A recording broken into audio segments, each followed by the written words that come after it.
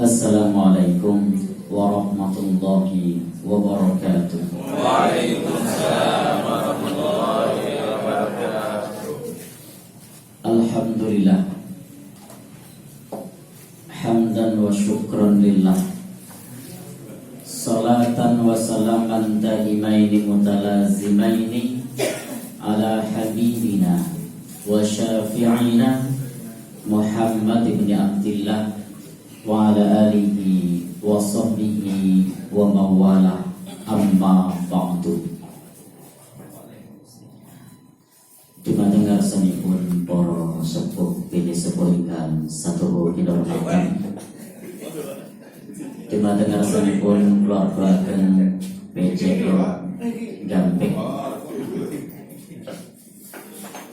dumateng sanipun keluarga ageng pimpinan cabang Muhammadiyah dan Aisyah Gamping, dumateng keluarga ageng jamaah pengawasan Sabtu Taman Surga.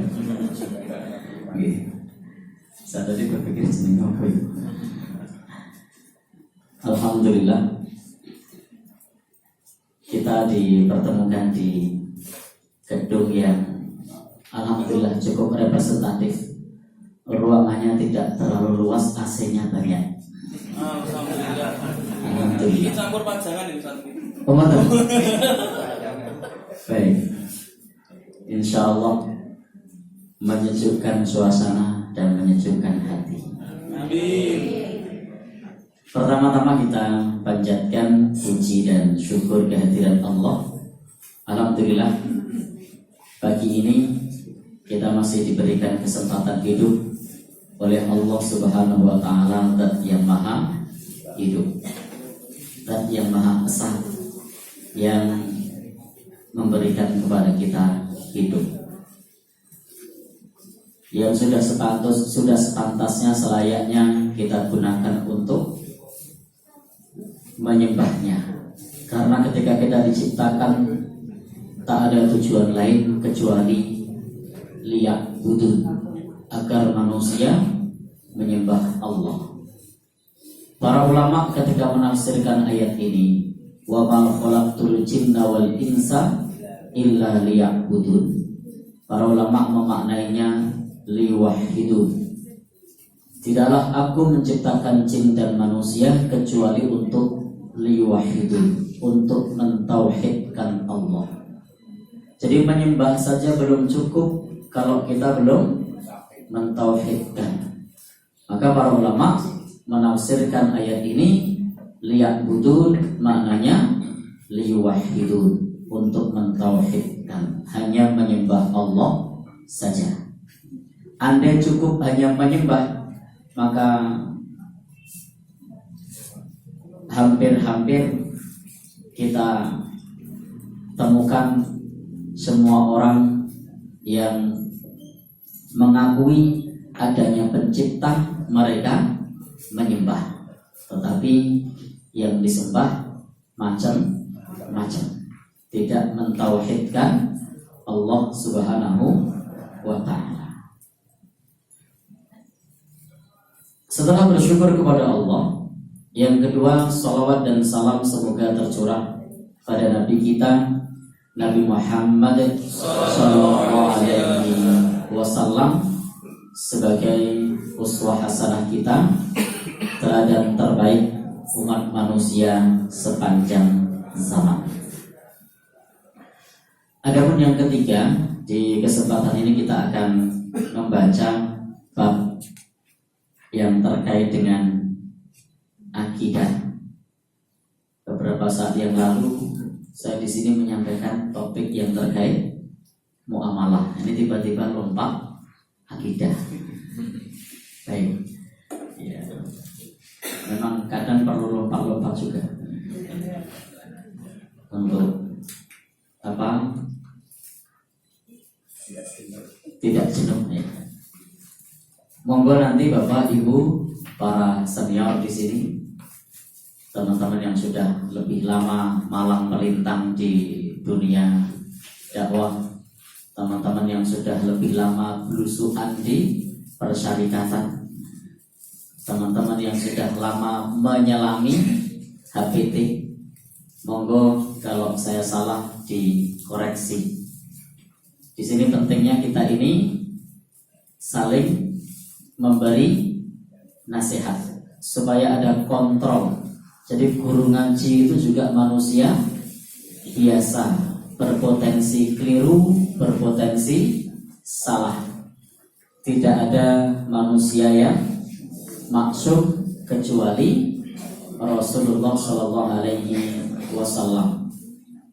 Maka ingat kata Imam Malik, kullu qaulin yukhad wa yutrak illal maksuma Shallallahu Alaihi Wasallam. Setiap perkataan bisa diambil dan bisa ditolak kecuali perkataan Rasulullah Shallallahu Alaihi Wasallam. Dan orang beriman itu cermin bagi yang lainnya. Jadi orang beriman itu mir'atul mukmin. Fungsi cermin itu untuk menunjukkan apa yang ada pada diri kita. Noda yang tidak terlihat bisa terlihat karena adanya cermin. Maka ketika kita melakukan kesalahan, kadang kita tidak menyadari sebelum melihat cermin. Demikian pula kadang kita keliru dalam satu persoalan, baru memahami kalau kita keliru setelah dikoreksi oleh orang lain. Maka ketika dalam agenda atau acara taklim atau yang lainnya, tidak mengapa seorang jamaah mengoreksi guru ngaji. Itu lumrah, normal. Bukan berarti terus guru ngajinya jatuh, itu enggak. Justru disitulah terjadi keseimbangan supaya terus tetap lurus. Tidak sepantasnya jamaah ngaji membiarkan guru ngajinya terus dalam kekeliruan. Dan sebaliknya guru ngajinya ketika dikoreksi katakan bahasa Bantulin matur nuwun. Baik, terima kasih. Jazakallahu khairan. Sedikit sekali orang yang mau mengoreksi orang yang terjatuh dalam kekeliruan. Jangan biarkan guru ngaji itu dia terus-menerus dalam kekeliruan. Termasuk saya pribadi ini, nanti tolong teman-teman bisa koreksi atau bisa menambahkan atau bisa mengurangi. Itu penting sebagai bagian dari keseimbangan. Karena kalau tidak seperti itu, seolah-olah guru ngaji adalah sumber satu-satunya, padahal banyak sumber untuk belajar. Demikian pula tidak setiap guru ngaji itu ulama. Jadi tidak setiap guru ngaji itu ulama. Termasuk saya di sini kapasitasnya hanya sebagai mubalik tarkam, mubalik antar kampung. Ya. Karena karakter ulama itu disebutkan dalam Quran. Cirinya apa? Yakhshallah, takut kepada Allah. Takut yang dilandasi ilmu, itu disebut ulama. Maka disebut ulama kalau ilmunya membuat takut kepada Allah, itu baru disebut ulama. Tapi kalau mau balik ini kan, ya kadang-kadang masih stabil, kadang-kadang labil. Kita manusia biasa, kadang-kadang kita juga ada friksi, gesekan dengan keluarga, ada gesekan dengan tetangga. Kalau ulama ini kan yakhshallah, ketika gesekan dengan tetangga diam, dimaafkan. Kalau kita kan kadang menyolong-nyolong dompol, ada enggak? Ada. Memang kita ini masih sebatas mubalik, berbuat, nah, melayani. Baik. Jadi intinya tidak setiap yang menyampaikan di depan itu adalah ulama. Karena karakter ulama dalam Quran adalah yakhshallah. Maka kalau di Muhammadiyah ini istilah yang dipakai untuk orang yang melayani umat itu disebut mubalik, itu sudah tepat. Kenapa? Karena memang menyadari bahwa kita ini semua masih pembelajar, sebatas menyampaikan dan masih belajar mengamalkan. Jadi kadang-kadang meskipun kita sebagai mubalik, ketika ada acara rewangan atau acara yang lain, sholatnya mundur. Ya, di jamaah. Ojo seru-seru. Beda dengan orang yang yakhsyallah, yang takut kepada Allah, khawatir melewatkan waktu sholat sehingga dikerjakan di awal waktu.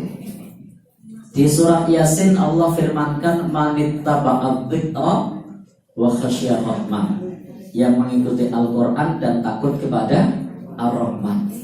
Sementara kita ini, kita akui atau tidak, lisan kita mengucap takut kepada Allah, tapi ada kalanya dalam prakteknya kita masih bermaksiat kepada Allah, maksiat kecil maupun besar. Contoh maksiat kecil apa? Mata. Apalagi ada di antara yang hadir yang tidak pernah maksiat mata? Kalau ada wali dia. Baik, ada enggak? Tidak hadir ya. Ya? Tidak hadir. Oh, tidak hadir. Baik. Jadi memang untuk mencapai derajat ulama khasyiyar rahman itu tidak mudah, karena kadang kita masih bermaksiat kecil maupun besar. Na'udzubillahi min dzalik. Semoga Allah jauhkan kita dari hal-hal tersebut dan kuatkan kita untuk menjauhinya. Baik, jadi bagaimana kita bisa manittaba'ad dzikra wa khasyiyar rahman? Ada lagi tanda ulama di situ. Tanda orang yang ikhlas menyampaikan ilmu itu di surat, di dalam ayat Al-Quran banyak disebutkan. Yang masyhur di surah Yasin itu ittabi'u man la yas'alukum ajra. Ikutilah yang tidak minta upah. Jadi di antara karakter ulama itu, di dalam menyampaikan ceramahnya, di dalam menyampaikan nasihatnya tidak minta upah. Baik. Sementara tidak sedikit hari ini yang pasang. Baik.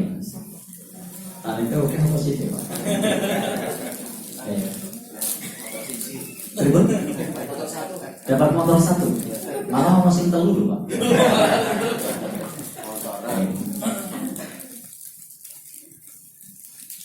Di sini tadi kita sudah sampaikan, kita akan membahas menjadi golongan selamat.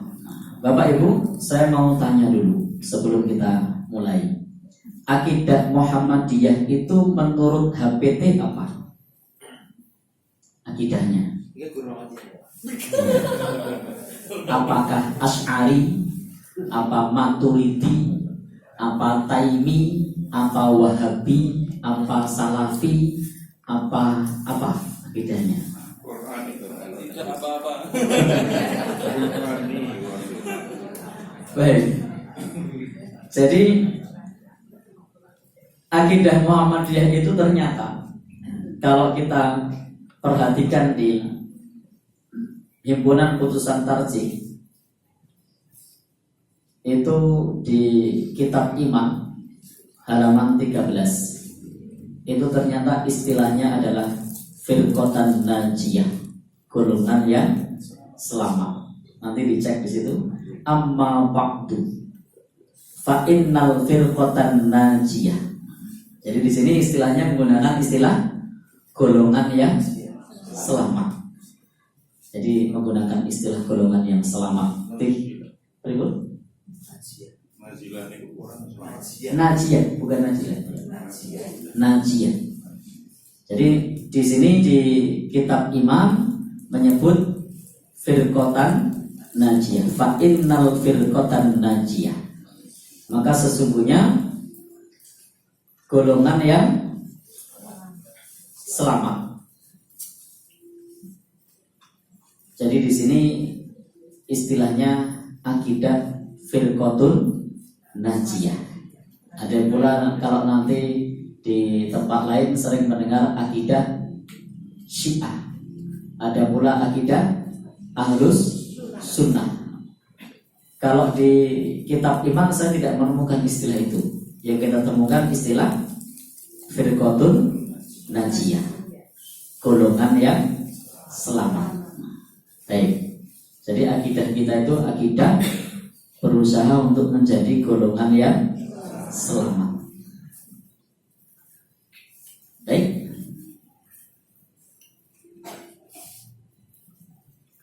Dan siapakah golongan yang selamat itu?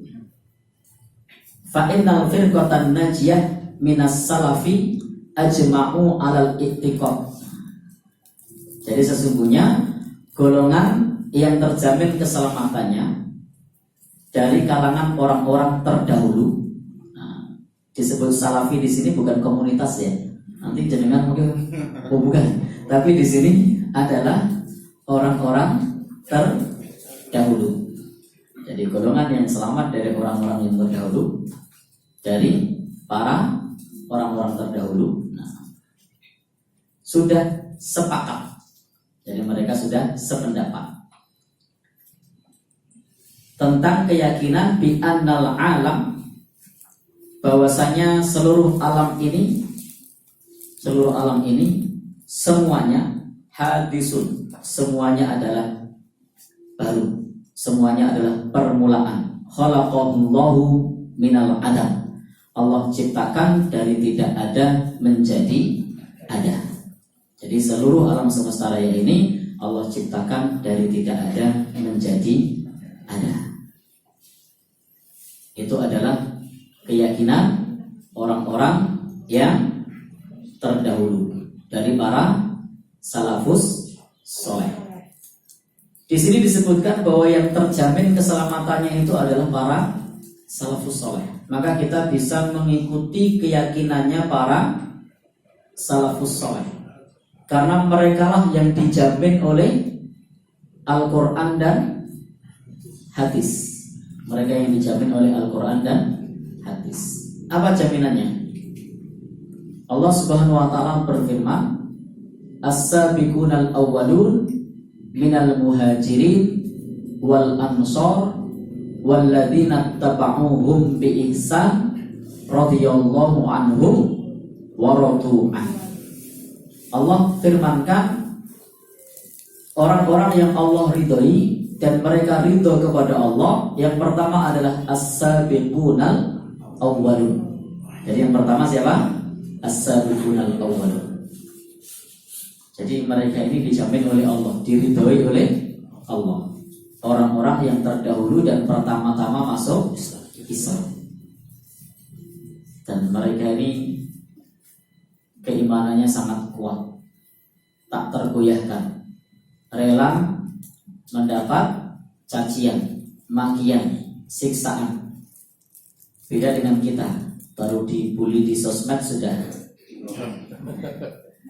mutu. Kemudian siapa lagi yang diridhoi oleh Allah? Minal muhajirin, orang-orang muhajirin. Mereka adalah orang-orang yang diridhoi oleh Allah dan Allah ridho kepada mereka. Lalu siapa? Wal ansor, orang-orang ansor. Mereka juga diridhoi oleh Allah Subhanahu wa ta'ala. Jadi Allah ridho kepada as-sabiqunal awwalun, muhajirin dan ansor. Bapak Ibu, kita lahir sekarang, kita lahir hari ini, mungkin tidak kita jadi as-sabiqunal awwalun? Tidak mungkin. Mungkin tidak kita jadi muhajirin? Tidak. Jadi ansor? 14 abad ya. Maka peluang kita yang terakhir, walladzina taba'uhum bi ihsan, dan orang-orang yang mengikuti mereka dengan cara yang ihsan, dengan cara yang baik. Jadi kalau kita ingin mendapatkan ridho dari Allah dan Allah ridho kepada kita dan kita ridho kepada Allah, maka walladzina taba'uhum bi ihsan. Kita menjadi orang yang mengikuti mereka. Siapa yang kita ikuti tadi? As-sabiqunal awwalun, muhajirin, ansor. Itu peluang kita di situ. Karena kita tidak punya peluang menjadi as-sabiqunal awwalun, tidak punya peluang menjadi muhajirin, menjadi ansor, tidak punya. Tapi kalau walladzina taba'uhum, mengikuti mereka, insya Allah. Maka ketika kita bisa mengikuti mereka, radhiyallahu anhum wa radu an. Allah ridho kepada mereka dan mereka pun ridho kepada Allah Subhanahu wa ta'ala. Maka inilah yang disebut sebagai al-firqatan najiyah minas salaf, golongan yang selamat dari orang-orang terdahulu. Maka kita mengikuti golongan yang selamat dari orang-orang terdahulu. Bahkan dengan nyata dalam hadis mereka ini disebutkan oleh Nabi, beberapa di antaranya sebagiannya sebagai orang yang dijamin masuk surga. Jadi betul-betul orang-orang terdahulu ini, kalangan as-sabiqunal awwalun, sebagian muhajirin dan juga ansor, disebutkan masih hidup tapi sudah disebutkan masuk surga. Maka itulah akidah kita, akidah golongan yang selamat, mengikuti orang-orang yang sudah dijamin keselamatannya masuk surga. Sebenarnya dari nama persyarikatannya sudah ketahuan kok, Muhammadiyah, mengikuti Nabi Muhammad SAW. Nabi Muhammad dijamin masuk surga? Iya, dijamin. Maka itulah firqatun najiyah, golongan yang selamat, mengikuti orang-orang yang sudah dijamin selamat. Sehingga ketika tadi disebut tokoh, Muhammadiyah tidak mengikatkan diri kepada tokoh, tidak mengikatkan kepada Asy'ari, tidak mengikatkan kepada Maturidi, tidak mengikatkan kepada Wahabi, tidak mengikatkan kepada siapa Pak? Ya. Orang yang mana aku? Itu viral nanti kalau saya itu. Baik. Kok bisa tekan kono Pak? Efek dari sana. Oh gitu, baik. Tapi mengingatkan kepada siapa? Kepada orang-orang yang dijamin keselamatannya. Yang pertama-tama jelas siapa? Nabi Wasallam sudah maksum, diampuni oleh Allah, ma taqaddama wa ma ta'akhkhara. Jadi Nabi itu dosa yang lalu dan yang akan datang sudah jelas diampuni. Maka itulah yang kita ikuti, bukan para ahlul kalam, bukan para tokoh, tapi mengikatkan kepada yang sudah jelas-jelas selamat. Termasuk juga di dalam mazhab fikih di Muhammadiyah ada istilah tarjih, tidak mengikatkan kepada satu mazhab, tetapi Muhammadiyah melihat kepada dalil yang dipakai.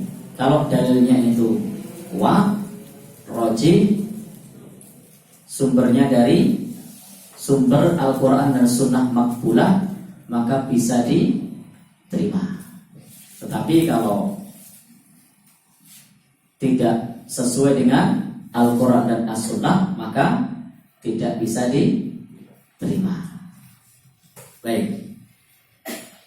Sehingga kalau versi HPT di kitab iman, maka istilahnya bisa menggunakan istilah akidah firqatun najiyah atau akidah Muhammadiyah, karena mengikuti Nabi Muhammad SAW atau mengikuti golongan orang-orang yang selamat. Jadi yang kita sebut tadi, Nabi Muhammad jelas dijamin masuk surga. Selamat? Ya. Kemudian siapa lagi?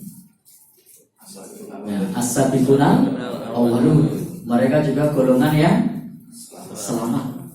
Kemudian muhajirin, kemudian ansor. mengikuti mereka. Jadi kalau ada yang tanya imamnya siapa? Imamnya Nabi Muhammad Sallallahu Alaihi Wasallam. Tidak mengikatkan kepada tokoh-tokoh. Adapun ada pendapat tokoh-tokoh yang benar, itu bisa kita ambil. Tetapi jika pendapat tokoh-tokoh itu tidak sejalan dengan para pendahulu kita, maka bisa diambil atau tidak? Tidak. Maka tidak boleh tokoh agama itu pendapatnya melampaui pendapat Nabi Muhammad Sallallahu Alaihi Wasallam, pendapat para as-sabiqunal awwalun, para muhajirin dan ansor. Misalnya nih di Muhammadiyah ada satu tokoh mengatakan, saya bisa mikrot sehari 70 kali. Umpama ini, kira-kira bisa diterima enggak? Tidak. Kenapa? Karena melampaui Nabi Muhammad Sallallahu Alaihi Wasallam. Nah ini pentingnya kita memahami akidah firqatul najiyah, akidah golongan yang selamat, yang kita ikuti yang jelas-jelas selamat. Kalau ada yang menyelisih dari golongan orang-orang yang dijamin keselamatannya ini, maka perlu digelar, digulung, ditinggal atau diikuti? Tinggal. Baik. Tiba-tiba pimpinan PCM mengatakan, nah, umpama ini, umpama, barang siapa yang ingin mendapatkan keberkahan, silahkan ambil sisa minum saya. Baik.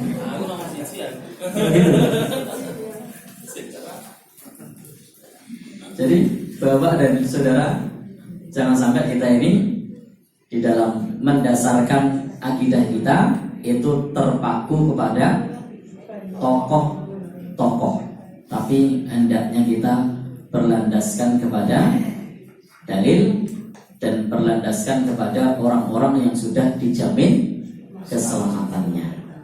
Dan ternyata kalau kita baca di sini, kita baca dalilnya di baik.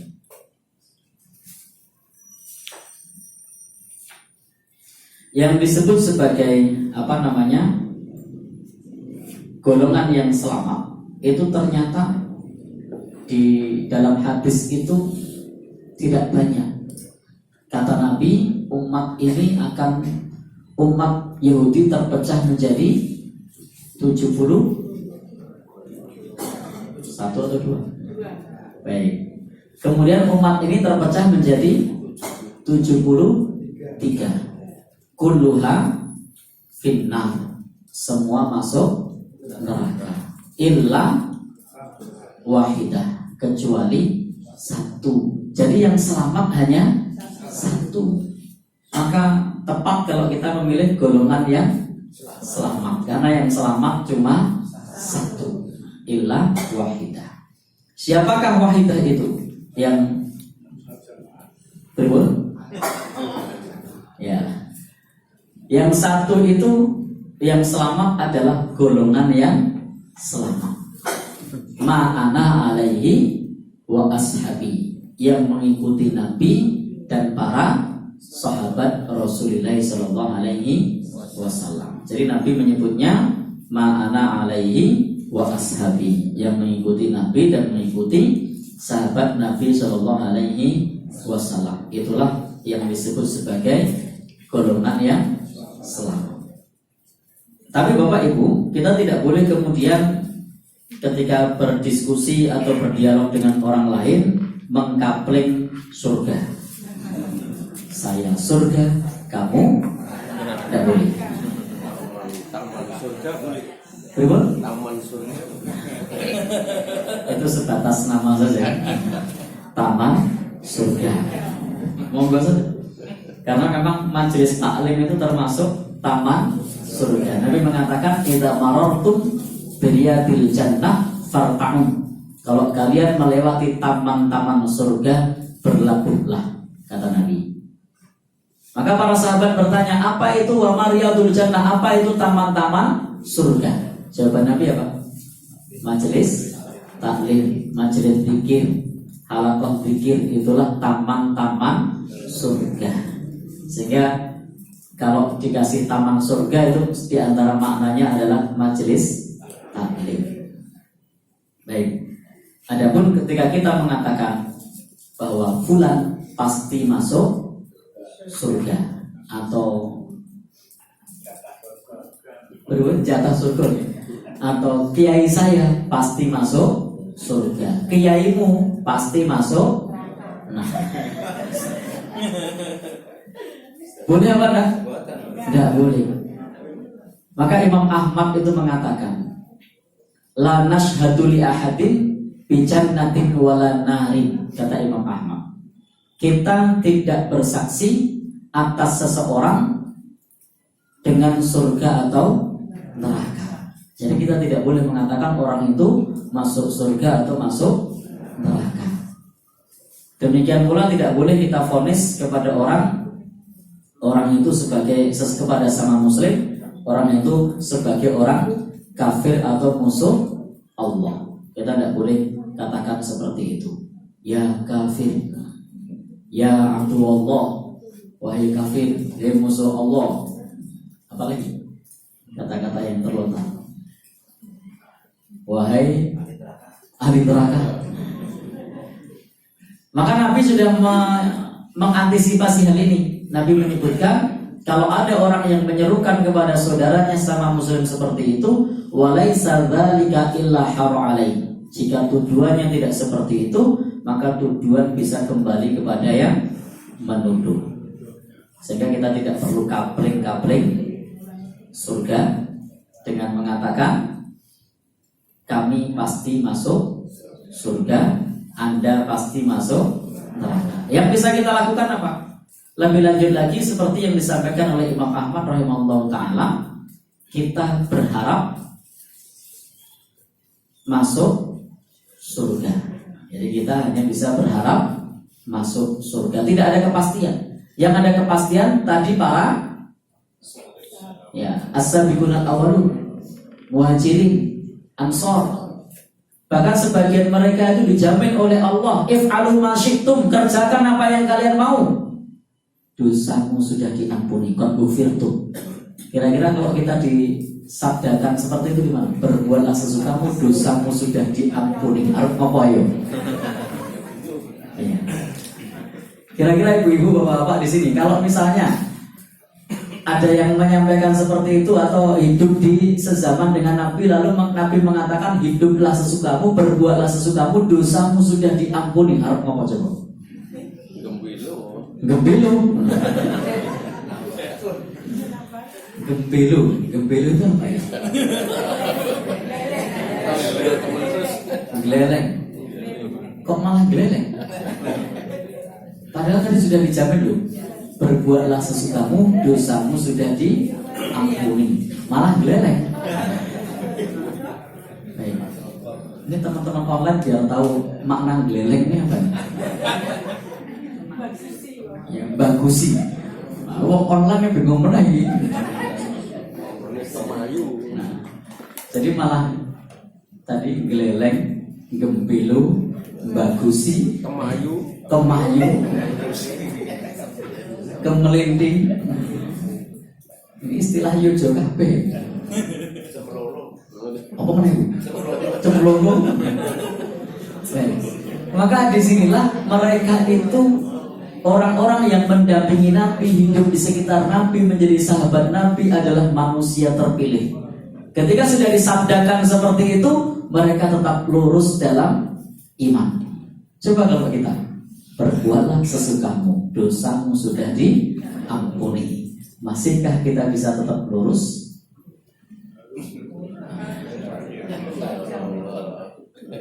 Baik. Maka disinilah mereka pantas mendampingi Nabi dan pantas masuk surga, menjadi golongan yang selamat. Maka kita ikuti konsep mereka supaya kita bisa masuk surga dan menjadi golongan yang selamat. Maka tadi Nabi menyebutkan semuanya masuk neraka kecuali satu. Ini bukan berarti kemudian yang masuk surga itu sedikit. Para pensyarah hadis itu menjelaskan bahwa nanti umat Nabi itu semua masuk surga yang mentauhidkan Allah Subhanahu wa ta'ala. Tetapi yang masuk surga tanpa diadab itu satu. Yang lainnya nanti masih masuk surga. Betul? Ya. Yang muslim, yang selama dia muslim, maka selama dia mentauhidkan Allah, semuanya masuk surga. Tapi nanti proses. Maka umat Islam itu ada yang masuk surga dengan 3 cara. Yang terbaik adalah masuk surga tanpa hisab, tanpa adab. Nah ini satu nih, masuk surga tanpa hisab, tanpa adab. Berikut. Nah. Yang kedua, masuk surga dihisab, tidak diadab. Ini masih penting. Diperiksa, tidak disiksa. Yang ketiga, paket komplit. Diperiksa, disiksa, masuk surga. Baik. Berikut. Ya, paket komplit. Sehingga ketika kita mendengar hadis Nabi semua masuk neraka dari 73 golongan kecuali 1, itu bukan berarti kemudian yang masuk surga sedikit, tetapi yang sedikit tadi adalah yang prosesnya paling cepat masuk surga. Adapun yang lain selama mentauhidkan Allah maka masih tetap masuk surga.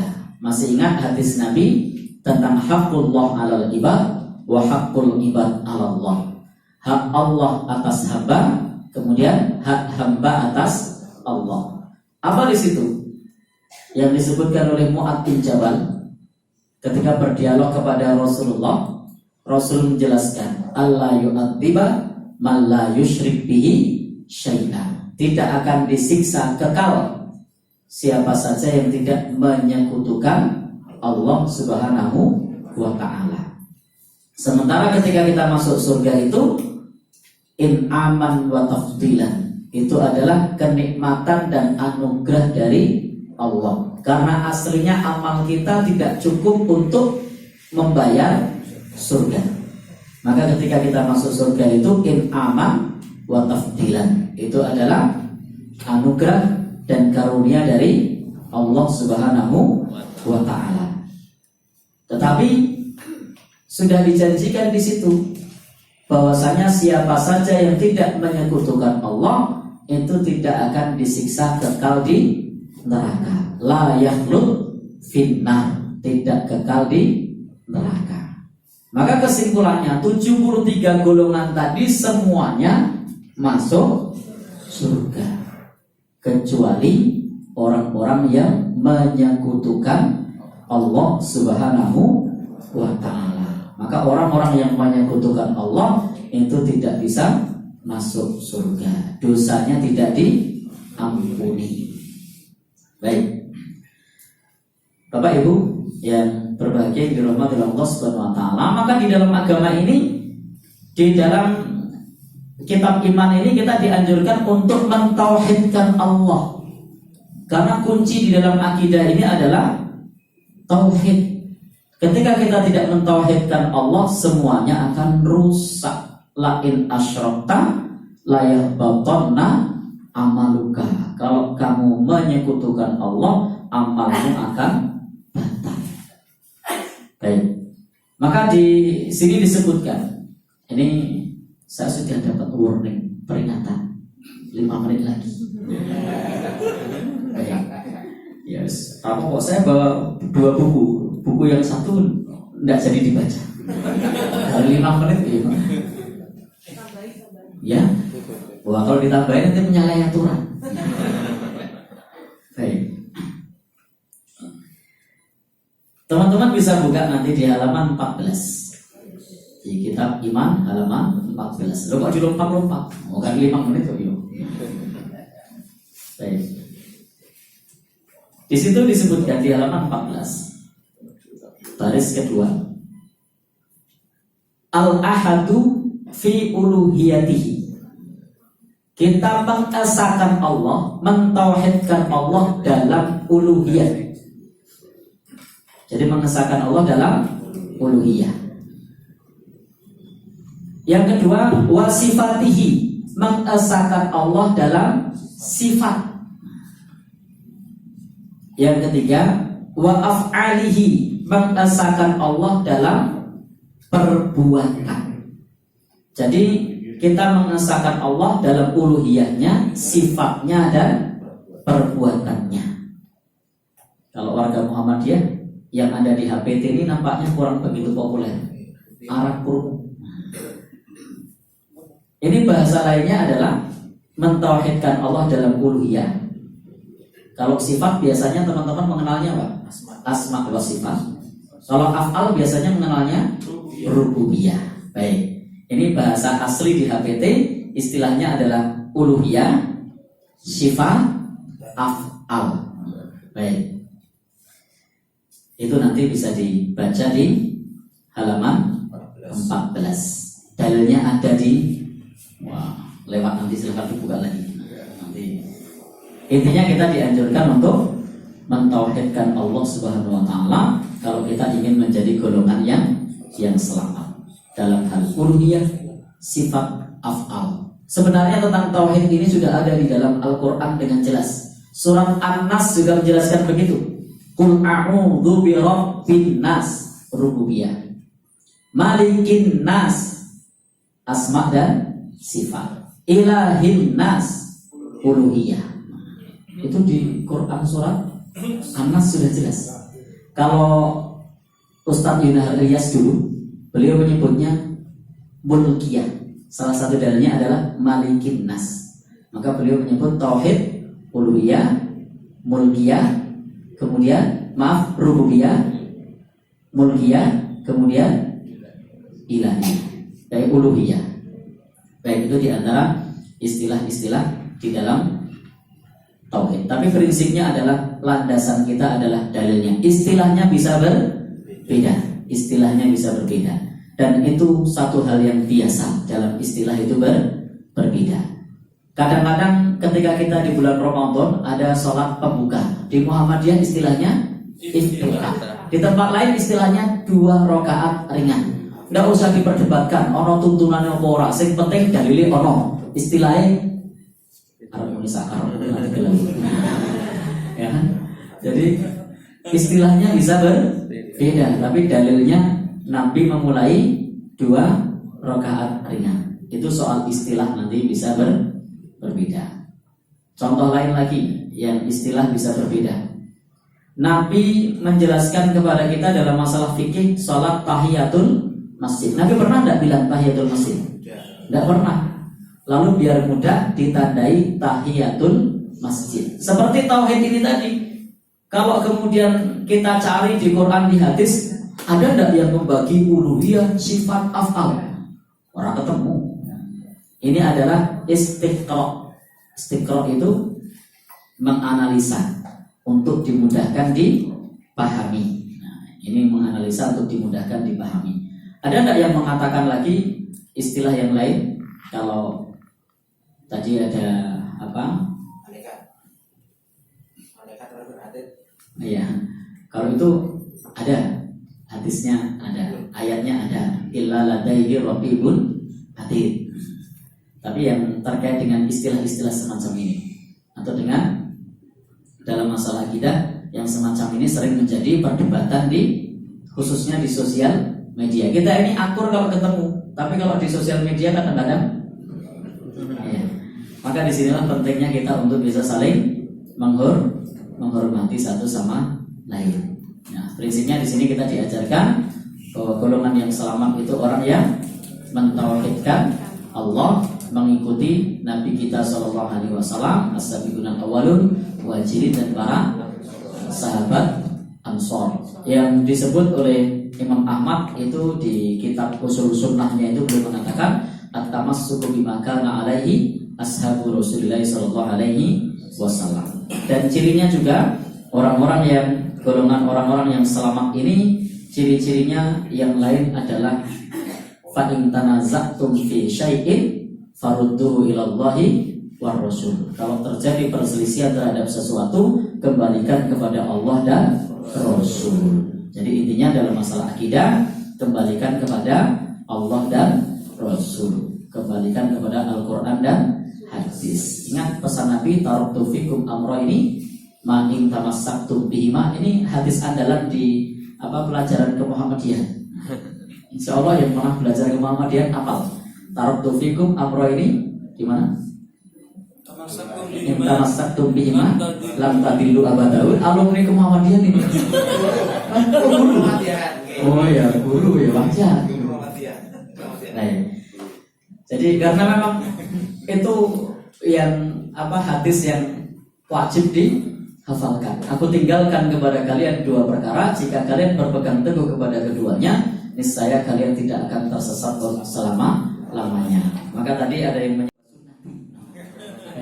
jadi kan tadi Pak ya, yang mau saja itu soal istilah itu bebas. Intinya kita ikut Nabi, intinya kita mengikuti jejaknya para pendahulu kita dalam masalah akidah. Dalam masalah akidah jangan main-main, jangan berkreasi. Tapi dalam masalah keduniaan, dalam masalah aktivitas duniawi silahkan berkreativitas. Maka tajdid itu maknanya adalah dalam hal akidah kembali kepada sumbernya. Tapi dalam masalah dunia silahkan kekinian. Jangan dibalik, dalam urusan akidah itu berkreasi, bikin keyakinan yang aneh-aneh. Baru saja saya pulang sholat dari Mekah, barusan sholat Jumat di sana. Padahal baru luhur Jumatan. Baik, nah ini namanya kreasi yang kebablasan. Dalam masalah akidah ibadah cukup kita kembalikan kepada Al-Quran dan hadis dan tidak banyak bermain-main dengan akal. Baik, sebagai penutup saya bacakan kutipan tarjih. Maka lafanallahu bil bahsi fil i'tiqadi bima la tasilu ilaihi uquluna. Allah tidak menyuruh kita membicarakan hal-hal yang tidak tercapai oleh akal dalam hal-hal kepercayaan. Jadi kalau tidak tercapai oleh akal, tidak perlu kita paksakan atau mencoba ditarik-tarik ke akal. Setiap kita baca Al-Fatihah, Allah menjawab, hamidani alhamdulillahirabbil alamin, hamidani abdi, hambaku memujiku. Yang baca Al-Fatihah berapa ribu orang? Berapa juta orang? Setiap ayat dijawab oleh Allah.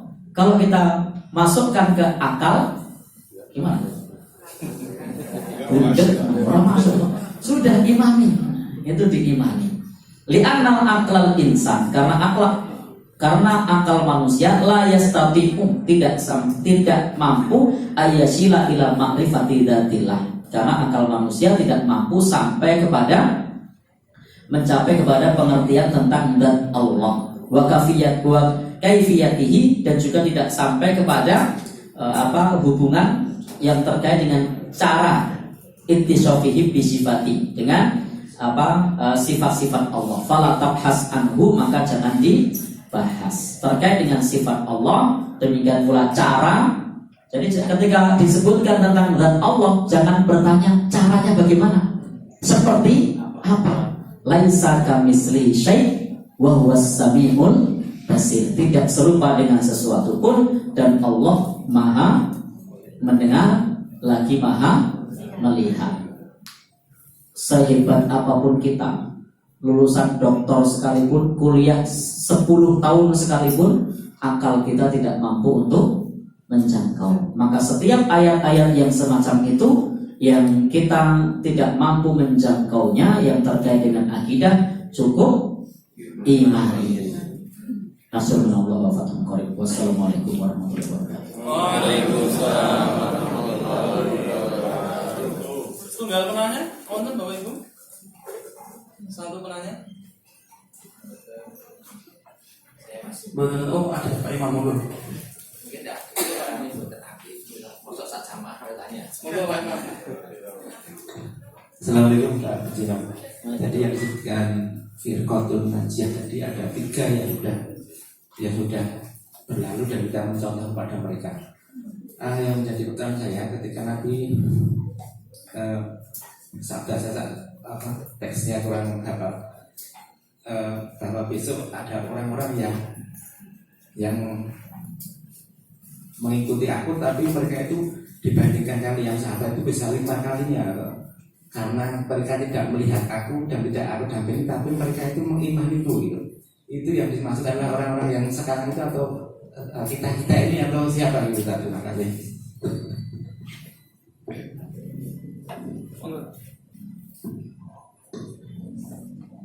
Baik, terima kasih. Jadi Nabi menjelaskan memang nanti di akhir zaman itu ada orang yang di dalam menjalankan akidah ini, agama ini, as-sabru fihinna kal qabti alal jamri. Orang yang sabar dalam Islam itu seperti orang yang memegang bara. Jadi nanti ada suatu masa orang menjalankan Islam itu seperti memegang bara. Kalau dipegang panas, kalau dilepas hilang. Jadi kondisi seperti itulah yang kemudian di dalam hadis Nabi disebutkan, ketika ada orang-orang yang istiqomah, ya'maluna misla amalikum, yang mereka bisa beramal seperti amal kalian. Jadi di sini disebut bisa beramal seperti amal sahabat.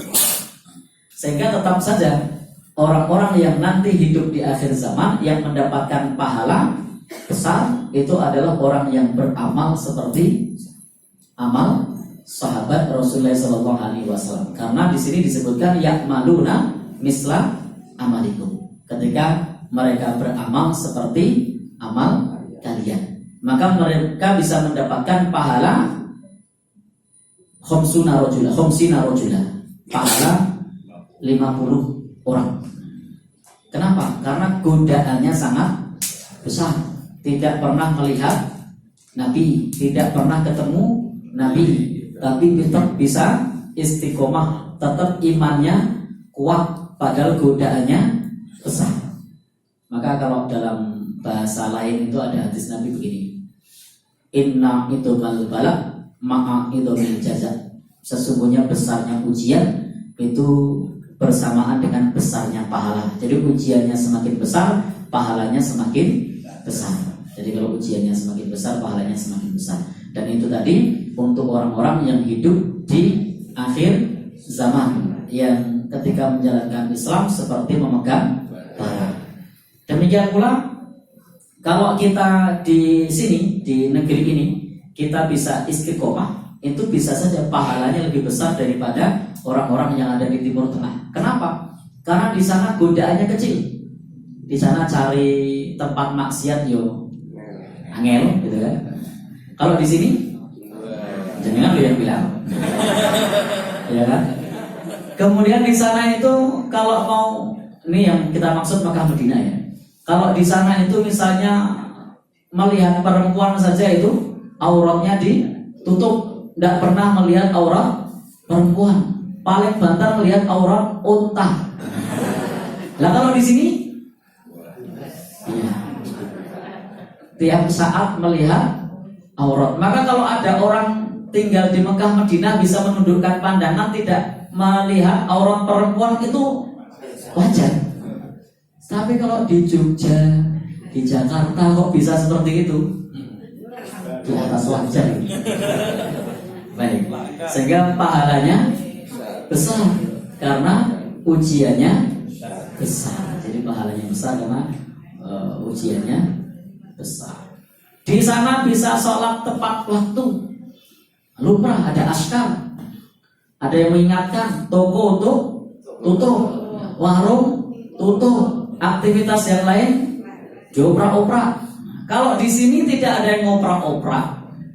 Tahu ngoprak-oprak tuh? Tidak ada yang ngawasi, tapi kok bisa tepat waktu. Wah, ini langka. Pahalanya lebih besar karena besarnya ujian, besarnya cobaan. Maka tadi kaidahnya gimana? Inna idomal jaza inna idomal bala ma'a idomil jaza. Sesungguhnya besarnya pahala itu seiring dengan besarnya ujian. Maka nanti hidup di akhir zaman itu ada orang yang ketika dia beramal mendapatkan pahala berkali-kali lipat ketika bisa beramal seperti para sahabat Rasulullah Shallallahu Alaihi Wasallam ketika menjalankan Islam kal qabdi alal jamri, seperti memegang bara. Allah a'lam bishawab.